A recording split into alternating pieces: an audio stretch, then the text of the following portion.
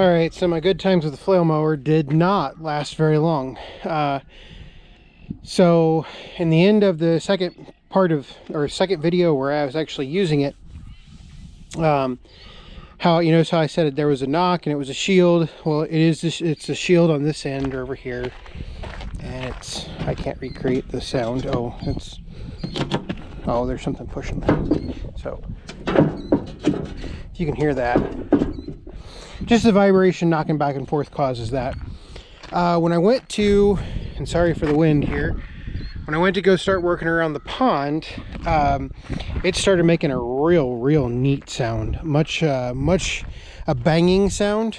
And basically, after a little bit of inspection, I found that little problem. Seems as though the last few balls in the ball bearing finally chucked themselves out of there, and yeah, so that's that. So we've got some repairs to do. Basically, I think I need a $30 bearing, and then the housing that the bearing goes in is another $140, $145, something like that. I didn't get any of the teardown on video. I'm going to try to get the rest of it on video. I did it last night. I'm going to go stand over out of the wind as I tell you the story. I did it last night when we were having some rather cool temperatures, and the cool temperatures, it was way after dark, and there wasn't any light. I didn't really want to move the mower because it was just fine there, and I did it all by flashlight. But what I've done, let me see here, where did I put it? I put it over here. So here's the belt right here, and then there's the pulley. And so the pulley came off fine, just took a puller to get it off. So now what I'm going to do is we're going to go ahead, I'm going to use the 4066, and I'm actually going to haul the flail mower up to the shop and work on it in front of the shop. Hopefully that's enough light that we can see a couple things, and we can work on it up there. So I'm going to get busy doing that. Once I get it up to the shop, I'll bring you back, and I think that entire rotor has to come out. I'll walk over here and I'll show you my plan. So it's a rather unique bearing housing. It's not just a flange bearing housing or flangette, what do you want to call it. It's a circular housing right here that basically holds the bearing in, and I'm sure I'm gonna have to replace that bearing too. I'll inspect it when I get it out. But to get the inner race off, I see no good way to do that, or at least I'll have to get this off right here, and then I'll see if I can pull that off. But I don't know if I can actually get that inner race off, or if I'm gonna have to cut it off. And then I'm sure a lot of these bolts, basically you have to take this whole plate here that's hiding behind this shield as well, this whole plate off, to get that bearing housing off. So it's going to take me a little bit of doing and thought, because I don't have a manual or anything for it. So it's going to take me a little bit of thought on how they assembled it, because it's pretty interesting. It's not your typical shove it through one way and then shove it through the other end type, or it doesn't look like that type of assembly. So once I get it up in the air in the shop, I will bring you back and we'll kind of explore a few more options.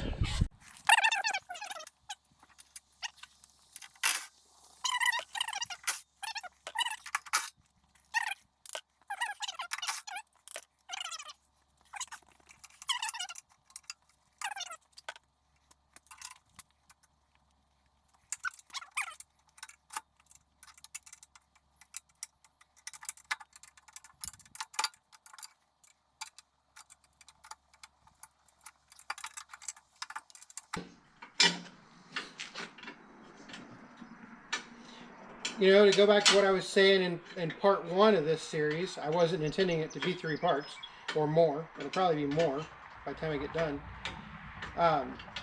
This is one of the detractions or big negatives of buying stuff in an auction. You know, I mean, I've already gone over that I paid 90 bucks for it. I've got $180 in the PTO shaft. But at the same time, I found one locally on Craigslist. And the local one on Craigslist is in about similar condition to this. Maybe the housing is a little rougher. And it's 1,200 bucks. So, you know, I can't say that's what it actually sells for, but that's, you know, the price of it. So what I did there's a thicker washer right here, and so I went ahead, just so I know what's going on, I put this nut back on there. That way I'm not losing anything. I should probably go ahead and take this assembly off here. I mean, even though that spins nice and free, so I'm not necessarily worried about it. I think I need a 3/4 to get that off. We'll take... There's 2 nuts for the slide. And this one...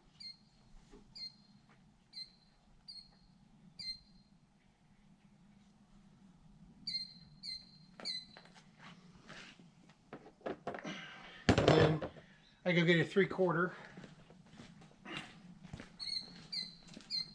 So really, this is one of those just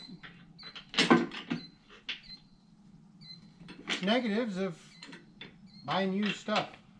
It happens. Not a whole lot you can do about it. I would have never identified that bearing being an issue at the auction. I spun the shaft over several times in preparation to put it on the tractor. It worked fine to begin with. I knew that I was missing this bracket right here that was causing that other end to vibrate like it was.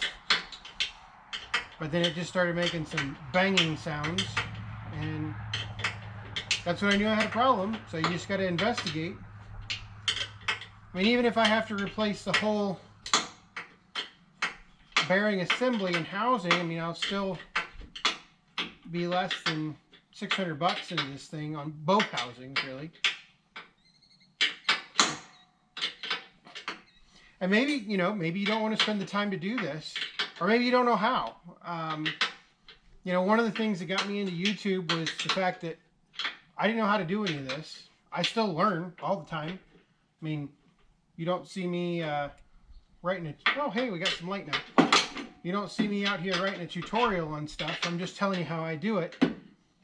If I think one of my favorite channels recently has been IC Weld. If you don't... I would encourage you to watch his videos. It's like, I'm not telling you how to do it, just how I do it. I think that's his phrase. Also, another channel I really like is Cutting Edge Engineering. Curtis, really cool.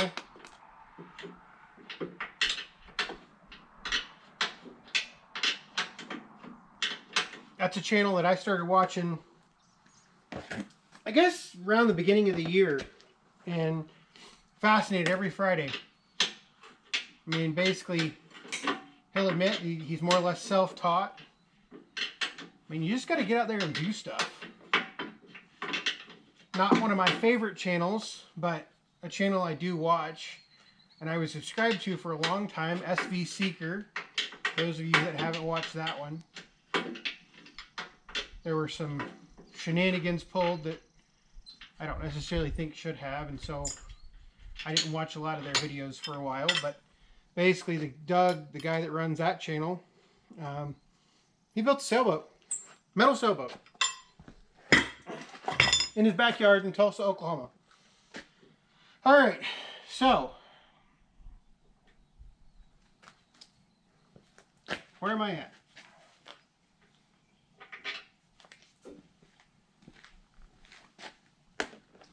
Let's see here.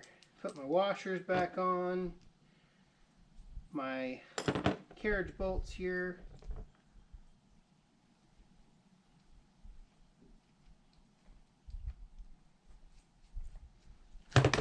And who knows? Maybe you'll absolutely hate this format. We're already at 8 minutes of me talking. Okay. So that should be, hey bud, it's a cat. That should be all of the holding brackets. Now what I'm wondering is if I can't just pry that off of there.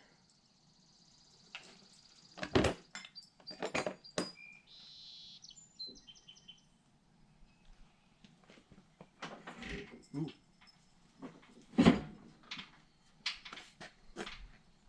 First things first.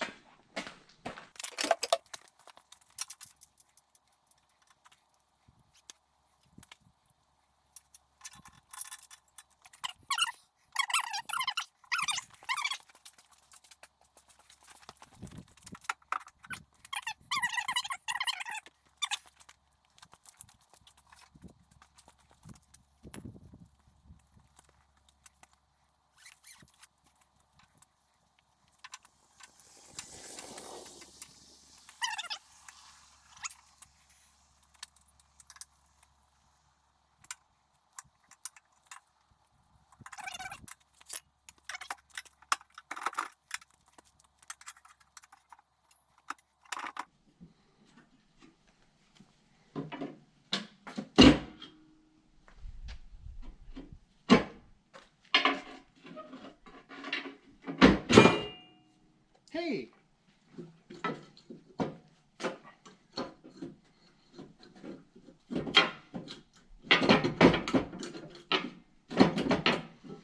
Alright, so I can tell. I think that's about it for as far as I'm going to get it, but that's what's really nice now is I can rotate it around. So now I can start pulling off individual bolts that held the held that bearing retainer on. Why do I have another shiny one? Okay. So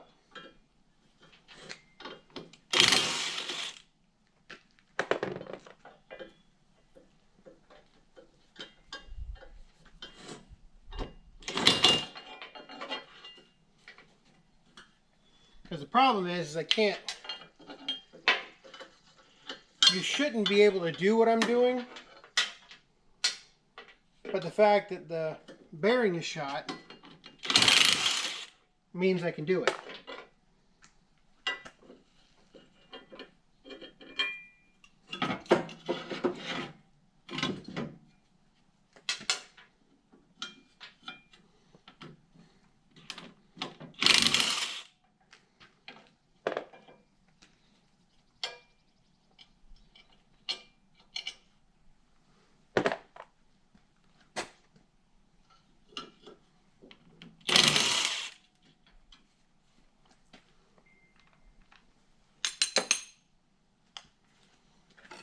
And the last one.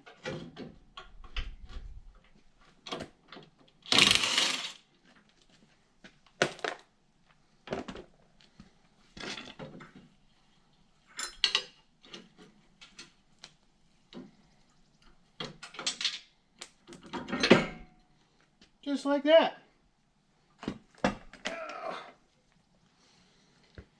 All right, so there is a washer in between each bolt and the retainer.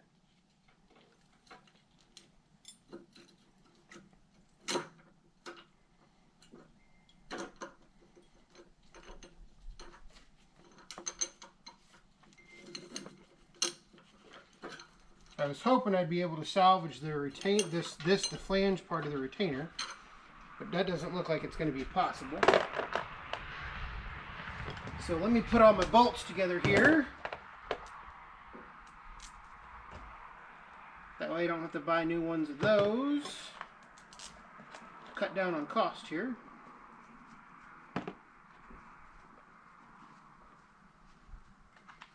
Looks like I'm missing one washer. There it is. See it on the ground over there. It must have fallen out earlier.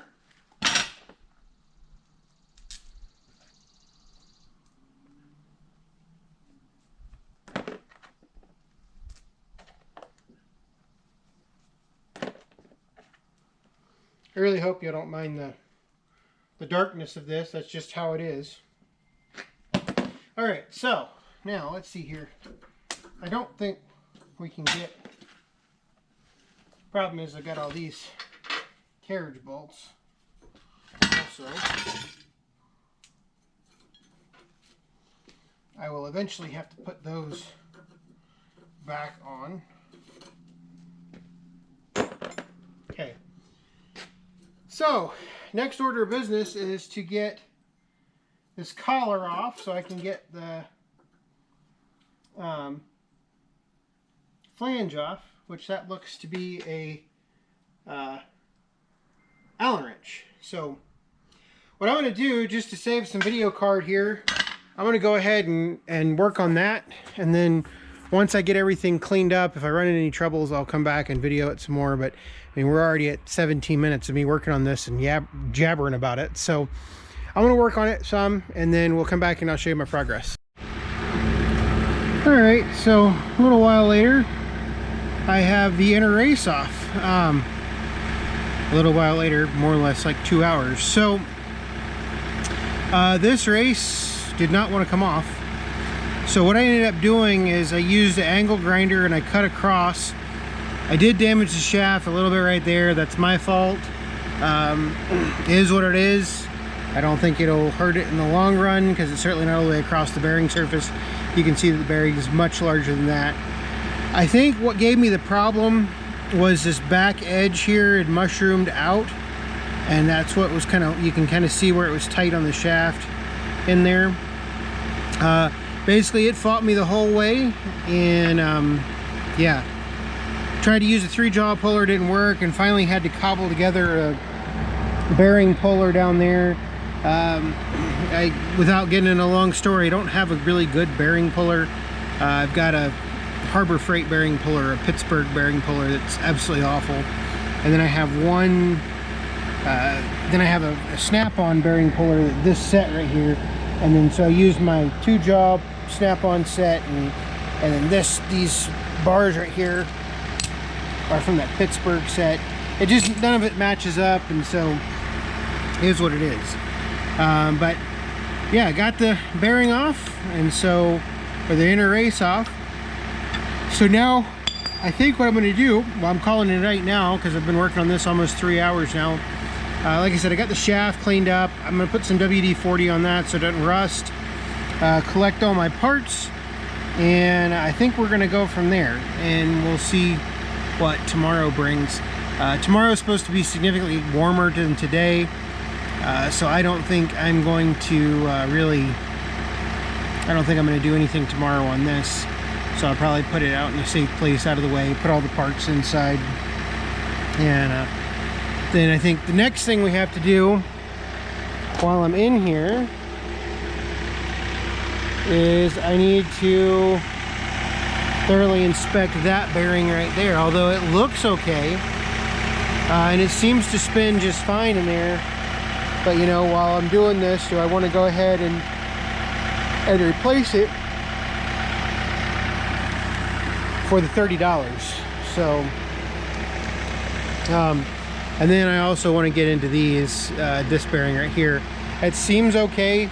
I put some grease on them. It seems to roll fine if you put it up in the air, so you know, I think it's okay. But that's it for this video. We're gonna keep, because I think this is probably a 25-minute long video or more at this point. But we'll keep on keeping on. You know, you could use a torch for this right here, but I have a torch, but I'm not that good at it. I was afraid I was going to damage the shaft more than just that little scar right there from the angle grinder. But I mean, I'm not too unhappy about it. So I'll get at least the housing and one bearing ordered, and maybe we'll need another bearing, but I'll go ahead and get that bearing ordered tonight before I go to bed. That way hopefully it'll be in by the end of the week, and maybe this weekend, we're supposed to have some cooler temperatures this coming weekend, the weekend to what, the 26th or 27th of June, and we'll go ahead and try to at least replace this side right here and see how it goes. So thanks for watching.